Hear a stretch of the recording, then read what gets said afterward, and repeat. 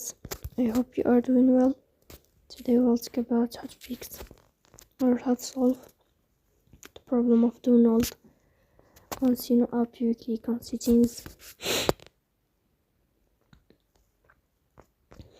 In this page, you will go to apps, default apps, app settings. Here you will search about the application of Suno and you will enter. Then you will click on force stop and you will click OK. Here you will enter to storage. Here we click on clear cache.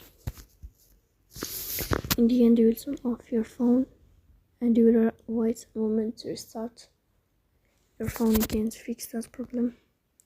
So that's all. Don't forget to support us by like and subscribe.